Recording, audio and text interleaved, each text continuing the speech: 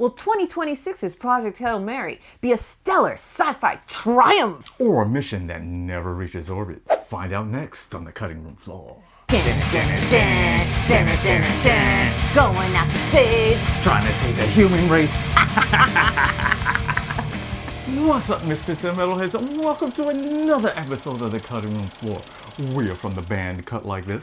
I am Thorn Black. I'm Roseblood. And today we are talking about Project Hail Mary, currently streaming on Amazon Prime and MGM Plus. I'm looking forward to getting into some sci-fi today. I've got my spacesuit. I'm ready for sci-fi. Forget we have music all over the place. Hook a band up. Join our mailing list at cutlikethismusic.com. Rose, why don't we dive into this one, and why don't you tell them a little bit about it? All right, let me paint the picture for you. Painting?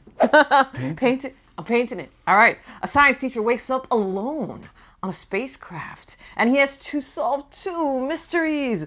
One, who is he? And two, how does he stop the threat of an alien phenomenon that threatens to destroy the Earth and other planets? That's pretty much the premise of this one. It is wild. It is wild. At first he doesn't even know that he's even he doesn't even know who he is at all. He has he's scrambled from whatever medicated coma they put him in to send him out into space. His brain is jimbled right now. So he is... he wakes up like, huh? Yeah. He's just unraveling the mystery of how he came to be there, what went down, who he is, and of course... the most important thing, which is the mission that he's on, which is to save the Earth from a phenomenon that is blotting out the sun, basically. And this is actually happening to a bunch of other places except for one planet. So that's where they're headed.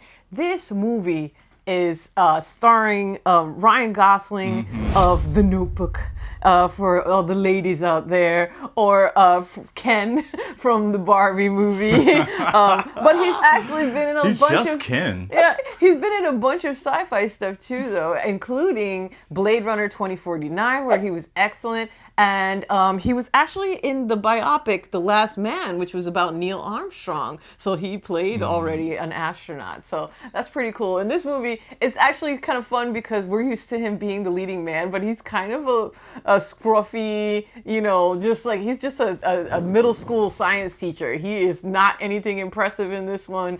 So I like it. So they really captured the regular kind of person character with this role, because he's on this ship for a reason, because he was thinking about something in a certain way that nobody else was, and they needed his mind. But in any other aspect, he's just a normal guy, a normal person. He's not overly courageous. He's not super brave, I'll do it.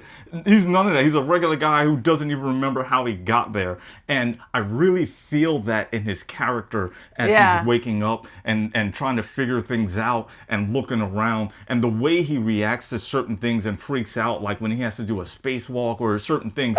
A normal person to be like, you want me to what? But he just plays it so well. I'm like, yeah, I totally agree with that. Yep, absolutely. And this is actually based on a book by the same name, Project Hail Mary. It was written by Andy Weir. He also wrote The Martian. And what's interesting is that the screenplay was adapted by Drew Goddard, who also worked on The Martian as well. So they already had this was such a coalescing of so many different talents that have worked together before, and it feels so good for that reason, because everybody is just meshing so well together to give you this amazing story with really well thought out characters, and just a lot of amazing technical behind the scenes work totally in agree. order to pull this off.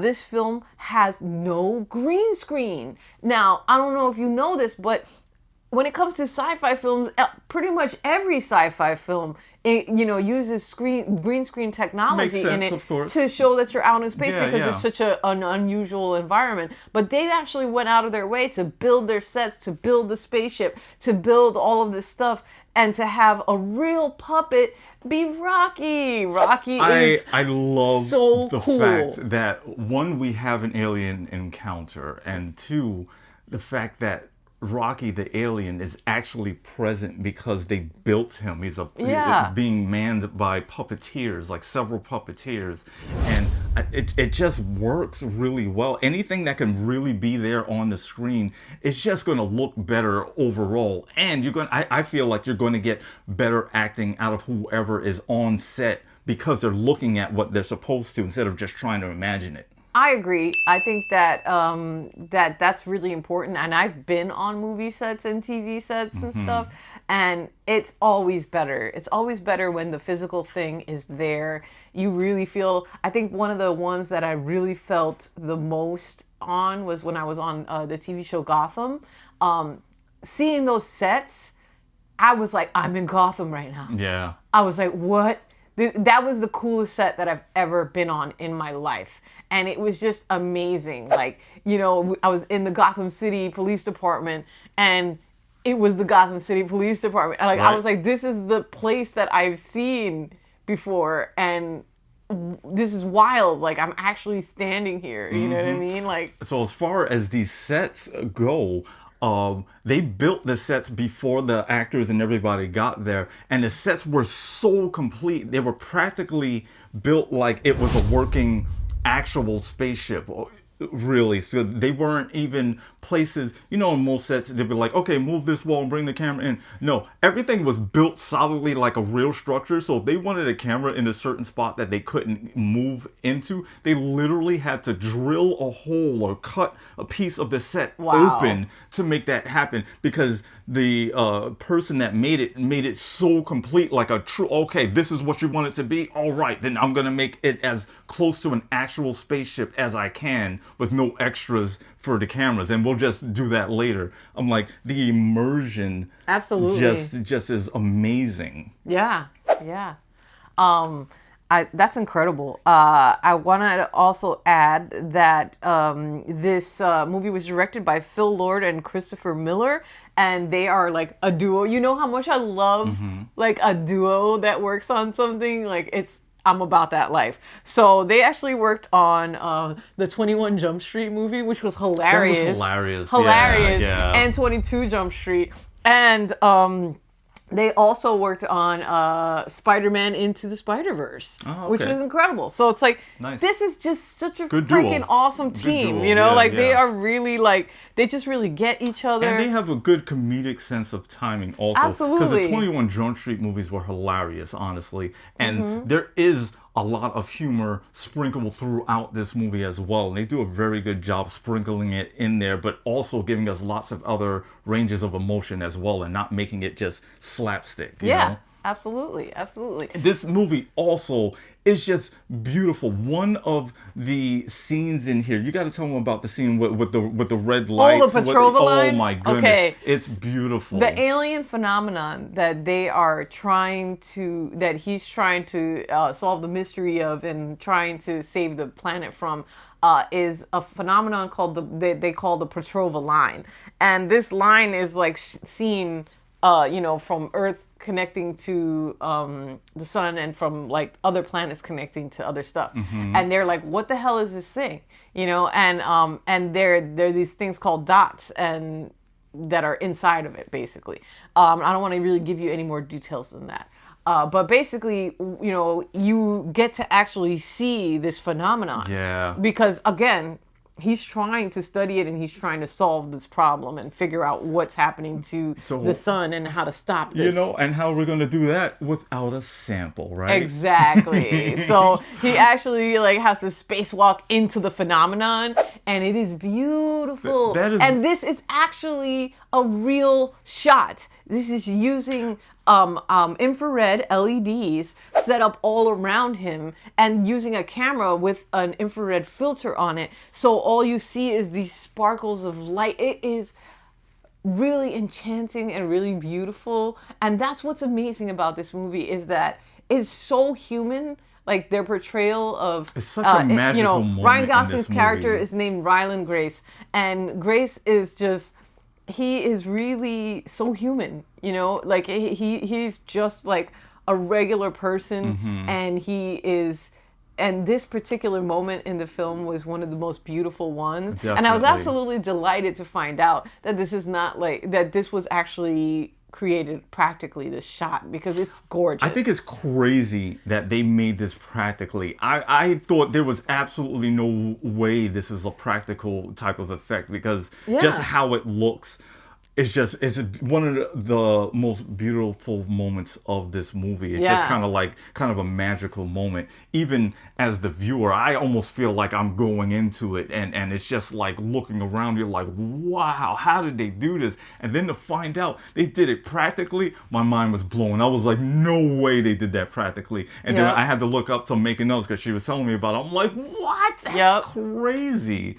Oh man. What a fantastic movie and special effects. Absolutely, absolutely. So, all of that being said, we like to rate via chainsaw here, with 5 chainsaws being a masterpiece of sci-fi cinema. 1 chainsaw.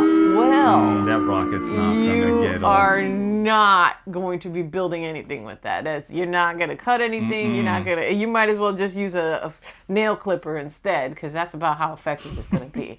Okay? So, all of that being said, Thorn Black, That's me. exactly how many chainsaws would you give to Project Hail Mary? I am gonna give Project Hail Mary 5 out of 5 chainsaws. This is such sci-fi goodness. Like, I absolutely loved it. So, for one, I did not read the book, so I am not comparing it to the movie. So I have nothing to back and forth to see if Okay. it's one-to-one to see if it's true. So this is just straight a viewer watching a sci-fi movie and enjoying the movie. I didn't even see any trailers for this. I just went into it. This was fantastic. I love also the meeting of the other species, the alien in this movie, and how they bring it to life, kind of give it characteristics like somewhat human-like. You see a sense of like just wonder, curiosity, fear at sometimes, and it doesn't have a face where it can emote either, and they still managed to give this character such emotions.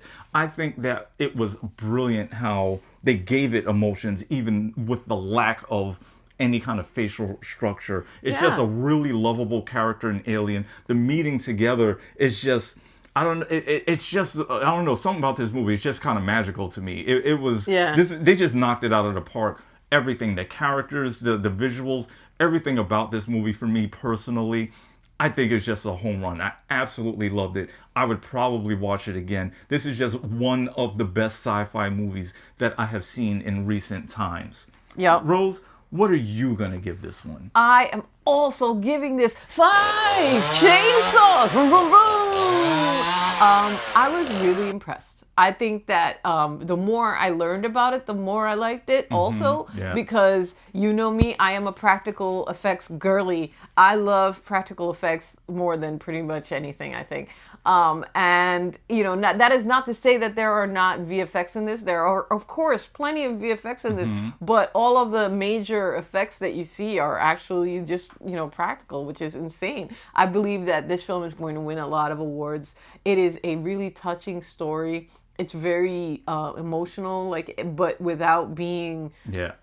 It doesn't ever feel precious to me. It doesn't ever feel like, that really cloying kind of no, this is also like a sci-fi adventure, and you get swept up in it. You get swept up in meeting an alien species. You get swept up in the mystery of what the hell is going on and how do we fix it? The mystery of even figuring out who Ryland Grace is. You know what I mean? Because it's what a scary situation that would be to just wake up on a ship and you don't Right? know, For real. you don't even know who you are, and you're the only one there. You know what I mean? That's a huge responsibility. And then he finds out who he is, and then he has even more responsibility, and he Yep, doesn't yep. always handle it well. He absolutely has a couple breakdowns, you know what I mean?